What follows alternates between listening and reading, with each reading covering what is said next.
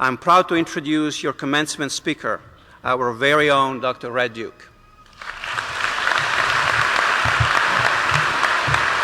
Thank you, sir.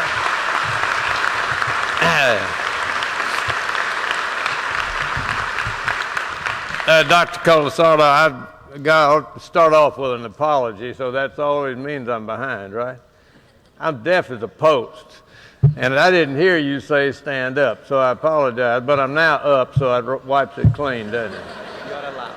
Yeah, thank you. Everybody feels sorry for the blind and the lame. They just get mad at deaf people. But that's your problem, not mine. I need to get a little housekeeping straight. I'm sure glad all you all came, those up in the bleachers. It's great to support these fine folks. And if you want to listen to what I've got to say, it's all right, or you can talk about something else, but I can't. They're the ones that invited me, so they're the ones to whom I'm going to talk. There will be some words you won't understand, but again, you might write them down and ask them what I meant. They'll know what I'm talking about. And, let me first off extend my most heartfelt, sincere congratulations for having weathered this storm. You have every right to be proud. And any time I'm asked to speak to anybody, I consider it an honor, and it's somewhat of a risk on the person that asked me, too. And you'll understand that more as we go through this little litany. I wish I had the ability to really express to you all the dimensions of my appreciation for this privilege of sharing this time with you. I've been asked to give other commencement addresses, and they're fun, but this one's different. Now this is, it really stirs it deep inside of me to have you all ask me to do this, because you all know me. Some of you know me very well. I don't think we need to go any further with that. But I went to seminary before I went to medical school, and they always told us in homiletics. Now, if you don't know what homiletics is, that's preaching, but they always say you don't say many after 20 minutes. I'll try to honor that. And also, those of you who really know me know that it wouldn't be unlikely that I would try to give a real serious presentation for too long anyway. I don't know how you all feel about ceremonies like this, but I can tell you when you walk out of this great hall, your life is going to change big time. And it, in a way that I really enjoyed what these folks had to say up, the graduating seniors. They, this is not regular either. You would know me much better in greens. Yeah, in a way you can draw the analogy of what's happened to you in the last 4 years with that of a monarch butterfly process of becoming a butterfly. You just got this funny-looking old worm that's crawling around eating milkweed, and then he crawls into a chrysalis, and after a period of time breaks out as a beautiful, magnificent creature and flies off. And that's where you're taken off to sample what it is nature has provided and where you choose to go. Now, I would like to be able to give you some words of wisdom, but that's not very likely. I think, to be real honest, and I try to be bluntly honest, I would like to make a few observations and maybe some suggestions that might help you on this trip you're about to take. And I've been very fortunate to have lived long enough to experience an amazing array of opportunities and individuals, especially but not totally because of my involvement with medicine. And I'm speaking both from a personal point of view as well as my professional involvement. And it doesn't, one of the many advantages that you probably learned from some of the older faculty, I mean, they start talking about history. And when you live long enough to see a little of it, you get interested in it. And I have lived that much, and it becomes pretty clear that change it's inevitable. It just keeps marching on.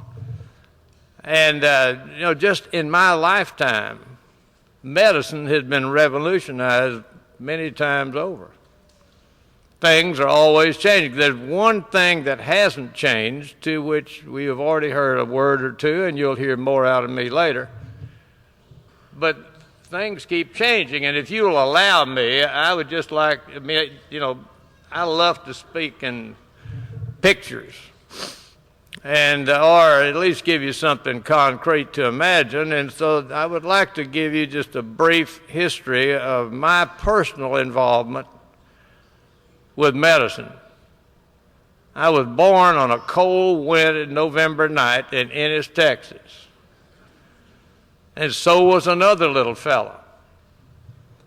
The story goes that other little fellow was brought to the lady that I call Mother.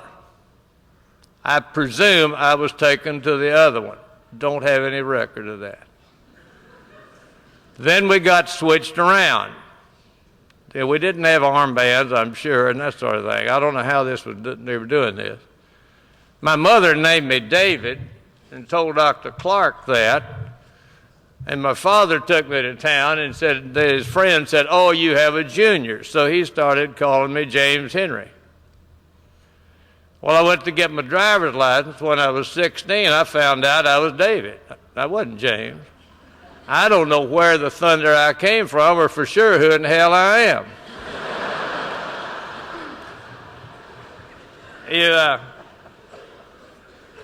You learn pretty early that, well, it's only in retrospect that you recognize this, but there's some people up here will know what I'm talking about and some won't. I'm looking one just directly right now. At this point in history, there was this ubiquitous fixation on the colon. Everybody thought that if you were sick, you had to have something done to your colon. And you learned fairly early not to complain very much because you knew you were going to get an enema. I spent a good part of my young life with my little fanny up in the air, till I learned to quit complaining about it. And another side of this happened I always loved root beer. And one Sunday afternoon in Castello's drugstore, it's weird that I guess this imprinted my little brain quite a bit, but in Castello's drugstore, I remember sitting at the end of the counter with my father in one of those high-back chairs at a soda fountain, and I guess he and the pharmacist decided I didn't look right, so they put castor oil in that root beer. I couldn't look a root beer in the face for the next 40 years. And then they did some really, at age 7, I had pneumonia. We were still in Ennis, and again, some of the faculty will remember the term crisis of pneumonia. You all never heard of it because it's not a problem, but in the days before antibiotics, somewhere around 10 to 14 days, your immune system either hooked up or you checked out. And so Dr. Clark was giving me elixir of digitalis. Now, this is digitalis leaf. You all never messed with this. And I personally like it because you can't kill anybody with it. When they get too much of it, if you get too much, they'll start seeing yellow and vomiting. My mother recognized the stuff was making me sick, so she was throwing it out to satisfy Dr. Clark because she knew that was making me sick. And then what she was feeding me, it was really a great diet. She was broiling meat and steaks and feeding me all those saturated fatty acids that she got off the bottom of the pan, but who knows what that did. But there was a fringe benefit from this experience because in those days, one of the real favorite treatments was just kind of home remedy was rock candy and honey and tea and lemon and bourbon. That's where I learned to love the taste of bourbon, man. What a deal. Yeah. And we moved to Hillsboro when I was about 8, and that's where I met two really great figures in my development period, Dr. Besco and Dr. Smith. They were a couple of those grand old GPs. And, you know, those guys were amazing. They seemed to me they could do everything. They made house calls. I don't know what they did when they made it, but you always just felt better in their presence and in the way they treated you. And they did some strange things. I'll relate a few of them to you in a minute. But the stethoscopes were always cold. They still are now, and they were then, as you know. But they would, some of those crazy things that, well, we were all scared to death of having meningitis, mastoiditis, or polio. There weren't any. The only vaccination you got was smallpox. And we developed our own immune systems from measles, mumps, chicken pox. You know, we somehow got through that. It's probably pretty good for the exercise that immune system that way. And they had these, between the just kind of the under the current kind of treatment and what the doctor said. For instance, if you had sinusitis, and I always hated this, Mother insisted on putting Balm Bengay on my face and then putting a hot rag on it. And it'll set you free. And I don't know what it does for the sinuses, but sure as thunder gets everything else going. Argyrol, you never heard of that, I'm sure, but that's a silver salt that's black. And you could always tell which kids in the class were sick because there was a nose drop. And they'd come to school, these two black streams running right down over their upper lip. And my dad thought that methylate, which is a tincture, and I don't know what's in that stuff. It's orange with a blue hue to it, and anything that can be touched on my body with a swab and methylate has been touched, I can assure you. And it does burn. And in those days they were using heavy metals since we didn't have any antibiotics. And they had some strange, they used bismuth for syphilis and gold for TB. They still use gold. I mean, apparently that, I don't know this is fact, but it's my understanding that gold salts are still used occasionally with rheumatoid arthritis, and they discovered that value when they were treating people with tuberculosis with gold salts, and the people with rheumatoid and TB got better, and their arthritis got better. Now, you know, one of the most abused creatures in the world is a spider. How many people have you seen with staph abscesses that say, oh, the spider bit me? The spiders ain't biting anybody. You know, these are just nasty staph abscesses, and I had a couple of them, and so Dr. Smith was giving me IV arsenic. I always thought, that's interesting. You'd shoot it in there, and I could taste it, you know. Now you know. You can understand some of these problems. Excuse me. I wish you could have seen those drugstores. They were real drugstores. You could buy all the Paragard you wanted off of the shelf. And if you don't know what Paragard is, it's just opium. But it will slow down diarrhea. But what's I thought really interesting about a drugstore in those days is, you know, boys will be boys, and I'm certainly one of those, and I got really fascinated with chemistry and stuff, and I was trying my best to make nitroglycerin, and I could buy all the nitric acid and sulfuric acid I wanted. Down at the drugstore, I never made it. I never could make it blow up anyway. I put everything together you're supposed to, but it never went off, which is probably a blessing. And anyway, and then, you know, and of course, some of you have been on the trauma service, and if a you'll understand what I'm talking about here. But in my last game in high school football, I was tackling an All-State back from Waxahachie, and my best friend came up just to polish him off, and he hit me on the top of the head, and he knocked me cold as a cucumber. Well, you know, I presume they drug me off the field. I don't know how I got off, but anyway, I finally woke up. There was no backboard, no C-collar, no, you know, CT or anything like that. I woke up and played the second half. And till this day, I can't touch, you know, I can't touch my chin to my hand like that like the rest of you can. But somehow we survived. Anyway, I went to A&M and graduated in 1950, and you giggle. And I had a little gold bar on my shoulder, and Korea had started, and so I went in the 2nd Armored Division. That's one reason that I can't hear, Dean. And I got one here, and this one's useless over here, and this one just barely works. Anyway, we were on our way to Korea, and all of a sudden, I guess the Russians got to cutting up, and anyway, they sent the 2nd Armored Division to Europe. We were the 2nd Division deployed in NATO, and we spent a lot of time roaming around West Germany in a tank. And I'd been living out in the snow about 3 weeks, and I had to go to the base camp, and I went to the officers' club and they had a big old tub there. It kind of, I guess it'd be a primitive, just hot water is what it was. It felt good, you know. It went back out in the field, back in the snow, and in 2 days I had pneumonia. And then they put me in the hospital, and that's the first time I ever got penicillin. I was 21 or 22 years old.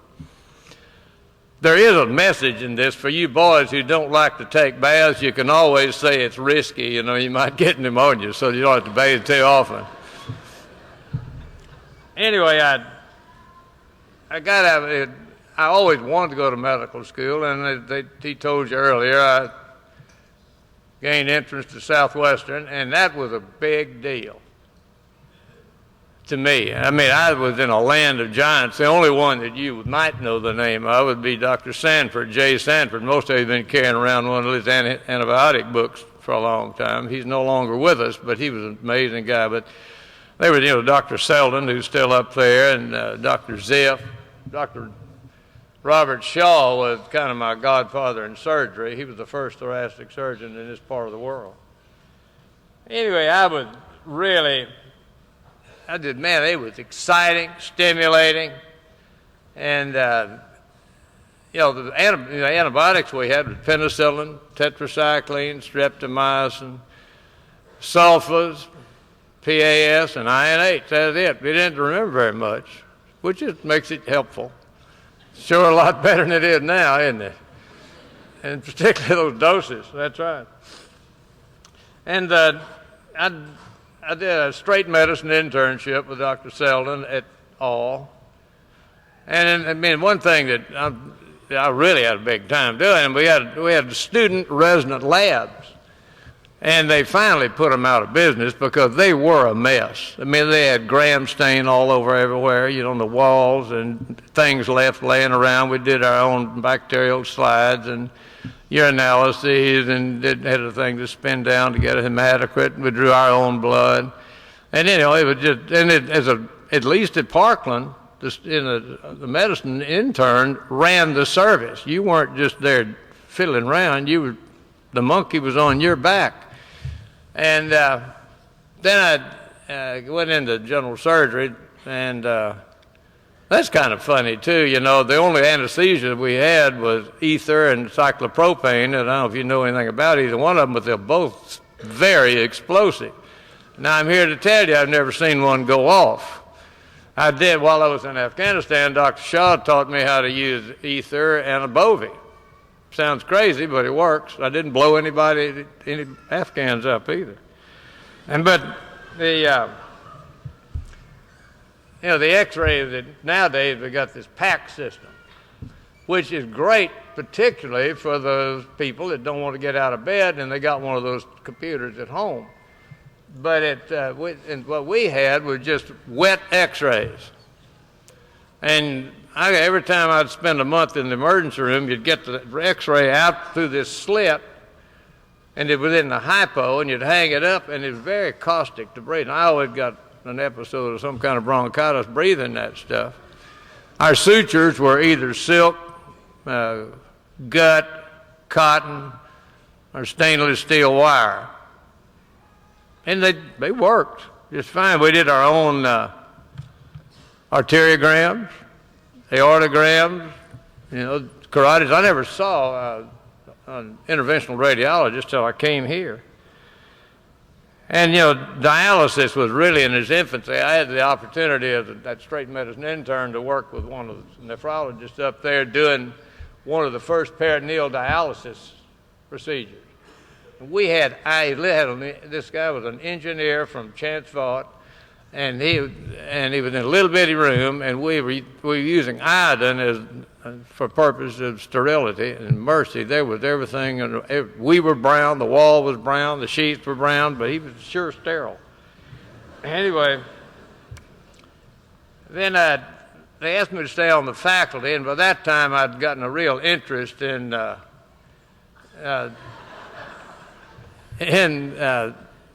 fact that there were so many of these people, that these surgical patients were starving to death.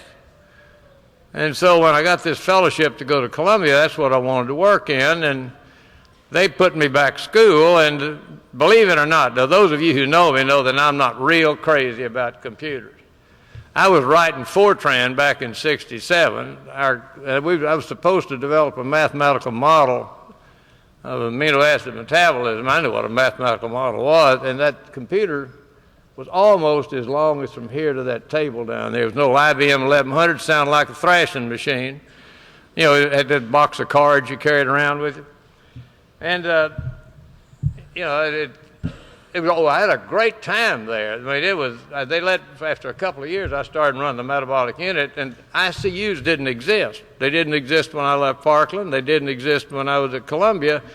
But I met a bunch of really great people who were real interested in this, and the first kind of stick your toe in the water part of that was electronic monitoring.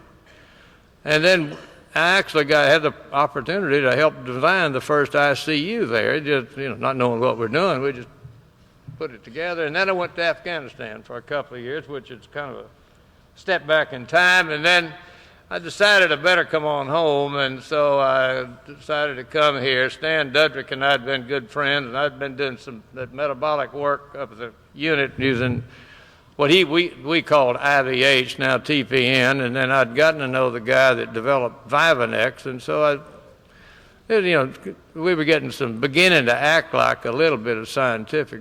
We're going to be a little bit scientific. And I came here in August of '72. And Dr. Smythe was the dean, and I've often wondered what he thought when he picked me up at the airport, because it's a long way from here to Afghanistan.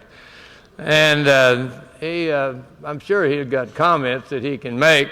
He's never short of them, as far as I know. He's a pretty smart guy, as you know. And when we got here, we had 23 medical students. He'd been farming these earlier two classes out at the other schools, and we came in here, we had 23 brand new junior medical students. Didn't have any offices. What office we had were closets in the library, because the Freeman building wasn't completed. But those were good times. Mercy, they were a good time. They also told me they wanted to start a trauma service, and I thought, these people are crazy. We're sitting next door to a little Parkland, and that isn't what I thought I was going to be doing, but we started trying to put one together. And I had never, you may not believe this, but I had never seen an EMT or one of these modular ambulances that you all probably think have been around forever. They haven't. They started in Houston 1 year before at the Houston Fire Department, before we got here. And people do what they know how to do, and there wasn't much control over this stuff. And these EMTs we had no paramedics. We started the first paramedic school over at the Freeman building, and I thought, these people would come in with these IVs running. And let me explain, because at all the big trauma centers, or where a lot of trauma was done, were in inner city hospitals, there was no way to get blunt trauma patients in, so all we really did for the most part was gunshot wounds, stabbings, and other acts of violence. Nobody in the country knew anything about blunt trauma because they just hadn't been exposed to it to any degree. And I was always taught that whatever the hemoglobin was when they hit the door was what it was out at wherever the incident occurred. And these people, they bring these people in, and they had a hemoglobin of 10, 8, 6, and I thought, these people down here on the Gulf Coast are really anemic. I don't know what's the matter with them. Because sometimes they'd come in blowing pink bubbles out of their endotracheal tube. But, and I really, all of a sudden, about that time, nationwide, the American College of Surgeons Committee on Trauma, and those of us who would do it, got real interested in kind of straightening this thing out. And we began to make some progress. And then technology came along. And, the first thing I told you was basically the electronic monitoring. And then came the CT. I wish you all could have watched the early radiologists try to figure out what to do with the CT. Again, and like MRIs, they say it'll never be good for anything except for neurologic tissue. That's not correct, is it? But, things just evolved in a crazy way. And I don't have to tell you about all that's happened recently. And you've got to admit that a whole lot has changed in a short period of time. And I think it's really important to recognize that change is inevitable. It's going to change right under your feet. And all this stuff you've learned the last 4 years, you're going to find in a few years may not be quite as accurate as you thought it was today, which is kind of frustrating, but anyway, you may as well be prepared. But there's one thing that doesn't change, and I mentioned it back in the beginning, and that is we are physicians, and people are going to get sick, and they're going to get hurt, and they need the attention of a doctor. And these people, each one of them, even though you may not like them, they're still special. There's some of them are pretty obnoxious. But with a little bit of interest, time, and patience, you can always learn something. And you may learn a whole lot. But they are still God's children that need attention. And it's in this arena, and you've heard it mentioned before today, that this unique human relationship of a doctor-patient relationship develops. I really do love working with patients, and especially in and around students and residents. And I'm probably trying to live out some of those ideas impressions I got from those old GPs. And also I had 3 teachers that I remember very clearly in, elementary and junior, some way at a junior high, but, Ms. Tinsley was put on this earth to do something to me. And I can say, she used to say, little boy, and I'm telling you the truth, when I say that, I get cold chills down my back today. I had her in the 4th, 7th, 8th, and 9th grade. Ms. Tarpley taught English. She was a stinking genius. If you ask her a grammatical question, she wouldn't answer you. She'd tell you what page it was on. And then Ms. Noel was this real skinny, kid, looked like a witch to me, but she's wonderful, just wonderful. And if I learned any kind of literature, it's because of her. But in this business of I do love being a physician and working with patients, like I told you, and around students. And there's some I love doing trauma too, and that's kind of crazy, I know. But the problem, as I've gotten older, that trauma stuff, those 24-hour calls, you get tireder, and it takes longer to heal. And I told one of my former residents something about this not too long ago, and he said, "Yeah, I read." He said, "I know what you mean. I read the other day, you know you're getting old when you're telling your friends you're having an affair and they want to know who's catering it." Do you all know why old men grin so much? Their teeth are the only thing that ain't wrinkled. Yeah, and I forevermore love messing with students. And there's a little bit of a paradox in this that I have to admit, because if you remember, I mean, this may be too much for you to go back and recall, but I think he said it quite well. When you came from college, you're not unlike a teenager. And, you know, though you haven't had any probably, but these people back here know a whole lot about teenagers. And they aren't always the most fun things in the world to fool with. And there was one year in my life that I had 4 of them at one time. During that year, I decided anybody that had more than 2, there ought to be a law that lets you kill a certain percent of them. It'd be like a buck tag on your deer license. You can't figure out which one you want to do, and you fiddle around all through the season, don't ever kill anything. But and I say in all honesty, there's nothing I enjoy more than being at the bedside, in the OR, in the ER, with a bunch of students or residents. I mean, it's really a real privilege. And it's in that arena, as I said a minute ago, that we really get into this business of being a physician. And you want to remember, these people are always going to be sick and hurt.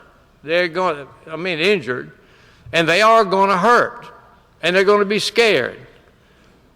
And they need emotional and moral support. And that's when a doctor becomes a real physician, when you engage them in that way. And you're going to take an oath in a minute, and an oath is an attestation of the truth of your words, which basically is the heart of your integrity. And there's nothing more valuable than your integrity. And in what is called a modern version of the Hippocratic Oath, but not exactly the same one that you're going to take, it says, "I will remember that medicine is an art as well as a science, and that warmth, sympathy, and understanding may outweigh the value of the surgeon's knife or the chemist's drug." We must always remember that, you know, we have a sacred responsibility to deal with these people honestly and fairly, and with concern. Now, I will not be so presumptuous, as I already told you, to try to give you a formula, an equation for how to be successful in whatever field or trail you choose to follow. But I do have a few suggestions that I think will be useful and make life a lot better for you and the folks around you. One of them is try to do something nice for somebody, at least one person every day.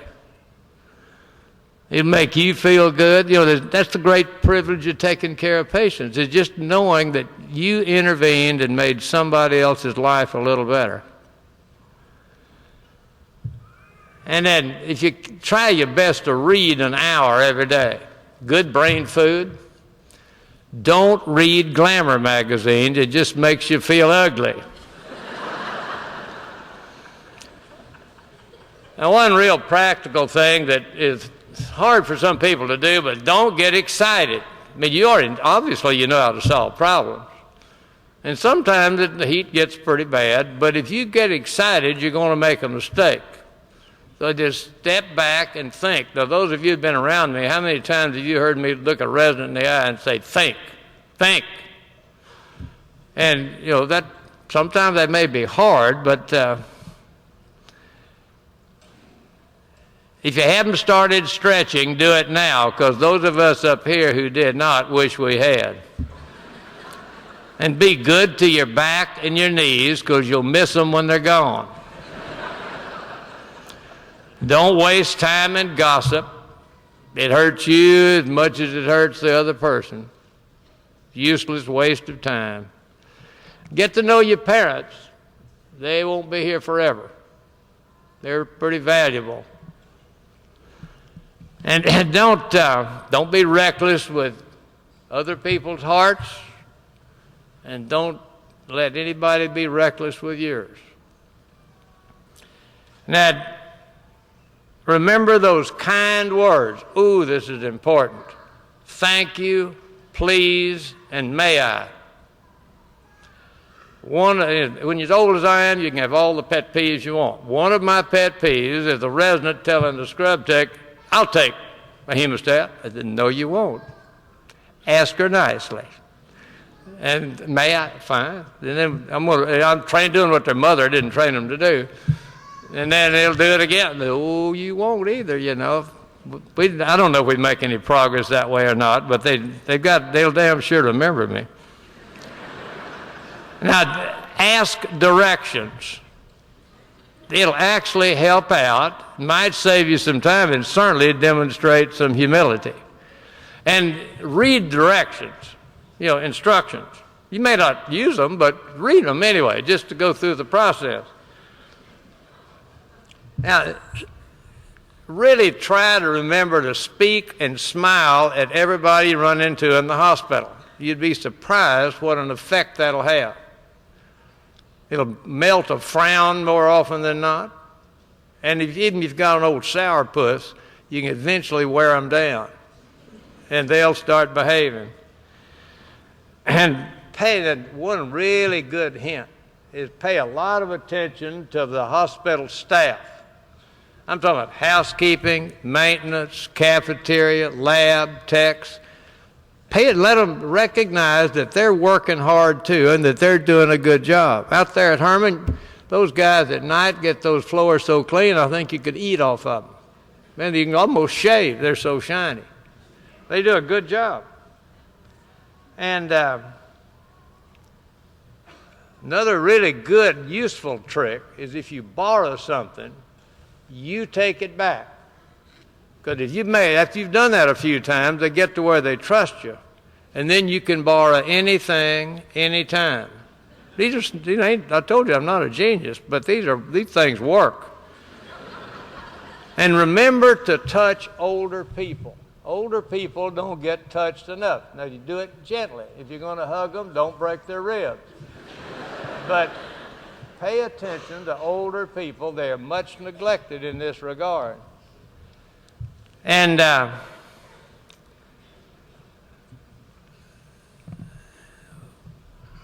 am real serious about this.